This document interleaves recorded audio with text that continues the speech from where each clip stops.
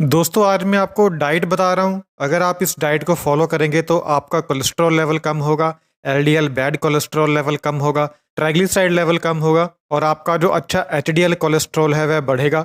आपको heart attack की बीमारी आने का खतरा कम होगा, स्ट्रोक आने का खतरा कम होगा, आपका जो ब्लड प्रेशर बढ़ा हुआ है वह नॉर्मल हो जाएगा। तो इस डाइट को स्ट्रिक्टली फॉलो करिए, आपकी ये सारी समस्याएं जो हैं वो ठीक हो जाएंगी। तो क्या खाना है आपको? सबसे पहले आपको साबुत दालें खानी है, राजमा खाने हैं, काले चने खाने हैं, सफेद चने खाने हैं, हरे मटर खाने हैं। ये चीजें आपको खानी है। अगर आप इन सब चीजों को खाते हैं तो इनमें बहुत सारा फाइबर, मिनरल्स और प्रोटीन होते हैं जो आपके हार्ट डिजीज के रिस्क को कम करते हैं। अगर आप 100 ग्राम दाल एक दिन में खाते हैं तो इससे आपका जो बैड एलडीएल कोलेस्ट्रॉल होता है वह 6.5 पॉइंट तक कम हो जाता है। अगर आप 100 ग्राम से ज्यादा दाल खाएंगे तो ज्यादा कम भी हो सकता है।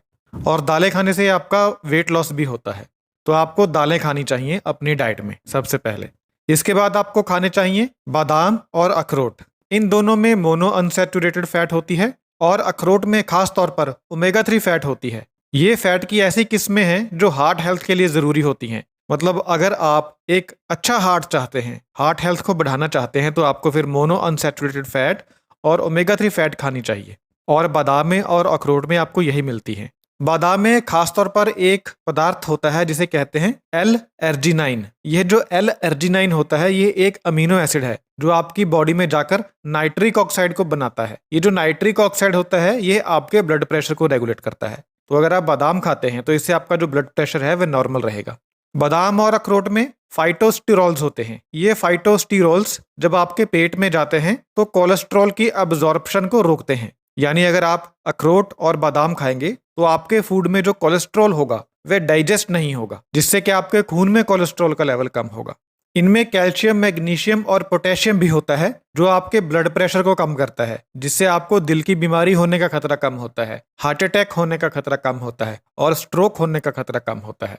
अगर आप मुट्ठी भर बादाम और अखरोट रोज खाएंगे तो इससे आपका जो एलडीएल बुरा कोलेस्ट्रॉल है वह 10 पॉइंट कम होगा और आपको गंभीर दिल की बीमारी होने का खतरा 28% कम होगा। तो आपको अपनी डाइट में बादाम और अखरोट को जरूर शामिल करना चाहिए। आप इन्हें पानी में भिगोकर रख सकते हैं और सुबह खा सकते हैं या दिन में कभी भी खा सकते हैं। अगर आप इन्हें पानी में भिगोकर खाते हैं तो इनकी गर्मी निकल जाती है। सर्दियों में आप बिना भिगोए भी खा सकते हैं, गर्मियों में आप इन्हें भिगोकर खा सकते हैं। अगली चीज जो आपको अपनी डाइट में शामिल करनी है वह है साबुत अनाज, जैसे साबुत गेहूं, साबुत ओट्स, साबुत जौ। इसके अलावा जितने भी साबुत अनाज होते हैं उन सबको आपको अपनी डाइट में शामिल करना है। बहुत कम लोग होंगे जो हर रोज कोई ना कोई साबुत अनाज खाते होंगे। 100 में से कोई एक होगा या शायद 1000 में से कोई एक होगा।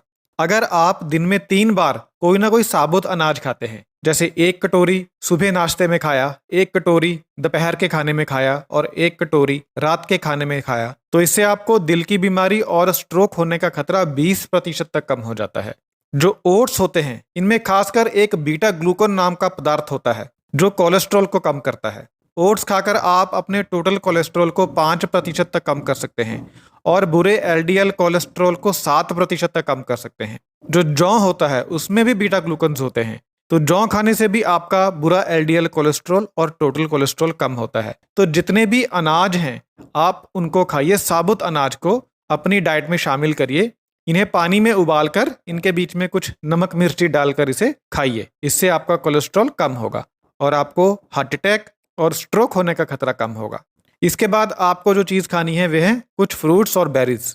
बहुत सारे फ्रूट्स में सोलुबल फाइबर नाम का एक पदार्थ होता है जो कोलेस्ट्रॉल को कम करता है। जो सोलुबल फाइबर होता है ये आपके शरीर में से कोलेस्ट्रॉल को बाहर निकालता है और आपके लीवर को नया कोलेस्ट्रॉल बनाने से रोकता है। इसका असर ये होता है कि आपके खून में कोलेस्ट्रॉल का लेवल कम होगा। तो आपको ज़्यादा से ज़्यादा सोलुबल फाइबर खाना चाहिए। एक किस्म का सोलुबल फाइबर होता है जिसे पेक्टिन कहते हैं।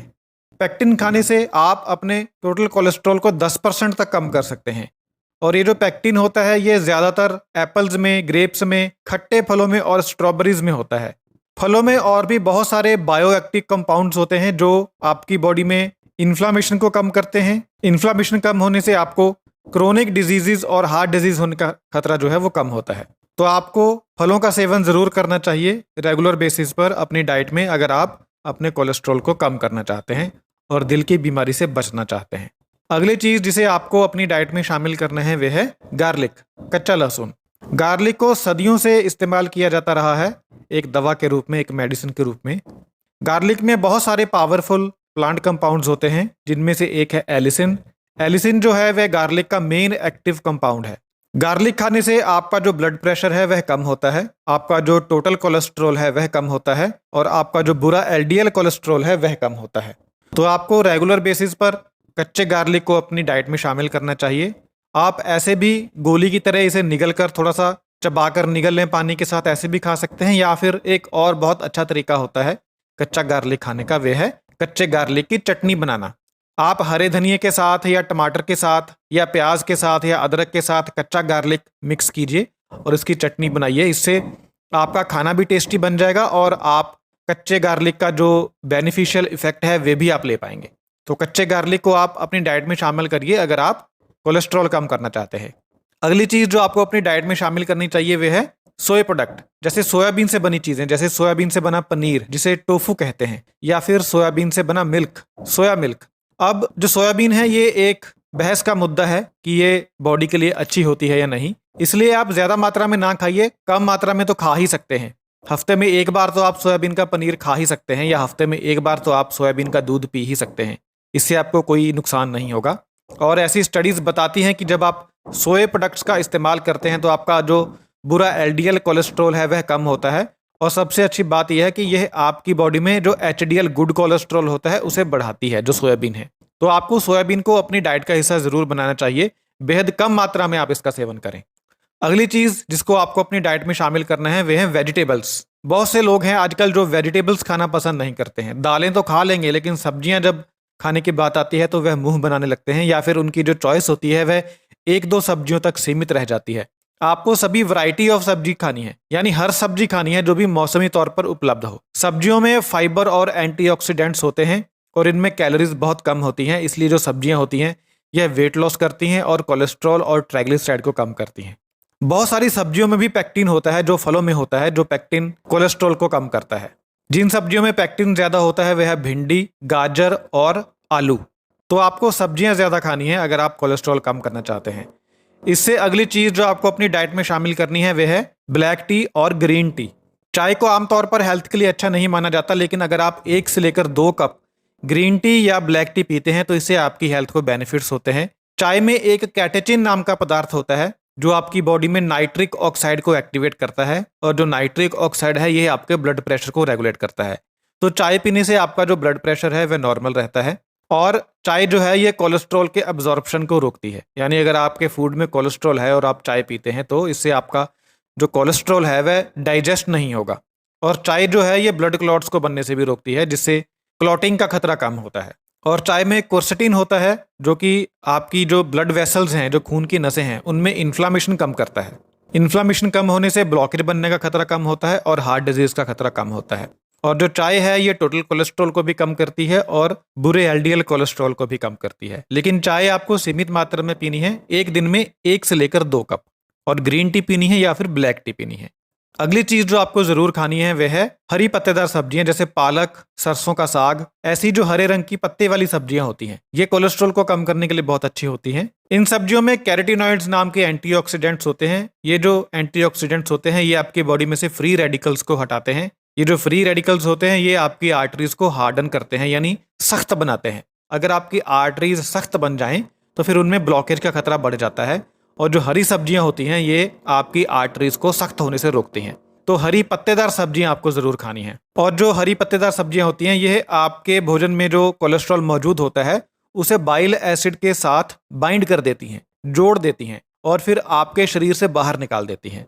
तो अगर आप हरी पत्तेदार सब्जियां खाते हैं तो ज्यादा कोलेस्ट्रॉल आपकी इंटेस्टाइन में से, आपकी आंत में से मल के द्वारा आपके शरीर से बाहर निकल जाता है और आपके खून में कोलेस्ट्रॉल का लेवल कम होता है। और जो हरी पत्तेदार सब्जियां होती हैं इनमें एक ल्यूटिन नाम का पदार्थ होता है जो आपके शरीर में ऑक्सीडाइज्ड एलडीएल कोलेस्ट्रॉल को कम करता है। एक तो एलडीएल कोलेस्ट्रॉल होता है, उसके बाद जब इसकी ऑक्सीडेशन होती है तो ऑक्सीडाइज्ड एलडीएल कोलेस्ट्रॉल बॉडी में बनता है। ये जो ऑक्सीडाइज्ड एलडीएल कोलेस्ट्रॉल होता है यही खून की नसों के अंदर चिपकता है और ब्लॉकेज बनाता है। और जो हरी सब्जियों में ल्यूटिन होता है यह इस ऑक्सीडाइज्ड एलडीएल कोलेस्ट्रॉल को कम करता है, जिससे आपकी नसों में ब्लॉकेज बनने के चांसेस कम होते हैं।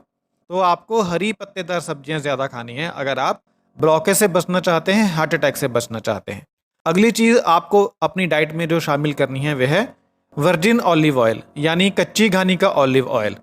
लेकिन आपको ऑलिव ऑयल को तड़का नहीं लगाना, यानी ऑलिव ऑयल में खाने को पकाना नहीं है, आपको ऑलिव ऑयल को कच्चा खाना है।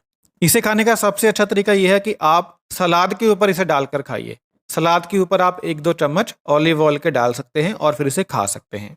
5 साल तक एक स्टडी हुई थी, जिन लोगों को हार्ट की प्रॉब्लम थी उनको 2 ग्रुप में बांटा गया और एक ग्रुप को 4 टेबलस्पून यानी 60 ml ऑलिव ऑयल खाने को दिया गया, साथ में मेडिटेरेनियन डाइट दी गई, और दूसरे ग्रुप को जो नॉर्मल ट्रीटमेंट चल रही थी वही चलती रही। जिस ग्रुप को ऑलिव ऑयल दिया गया था उस ग्रुप में हार्ट अटैक और स्ट्रोक होने के चांसेस जो हैं वो 30% कम हो गए थे। तो जो ऑलिव ऑयल है ये आपको हार्ट अटैक से बचाता है और स्ट्रोक से बचाता है। ऑलिव ऑयल आपकी बॉडी में एचडीएल अच्छे कोलेस्ट्रॉल को बढ़ाने का काम भी करता है और एलडीएल बुरे कोलेस्ट्रॉल को कम करता है। और जो ऑलिव ऑयल होता है ये आपकी बॉडी में इन्फ्लामेशन को कम करता है, जिससे आपको हार्ट डिजीज का रिस्क कम होता है। तो ये जो चीज़ें मैंने आपको बताई हैं इनको आप अपनी डाइट में शामिल करिए, आपको डेफिनेटली बेनिफिट होगा। आपका जो कोलेस्ट्रॉल है वह कम होगा, हार्ट अटैक और स्ट्रोक होने का रिस्क आपको कम होगा।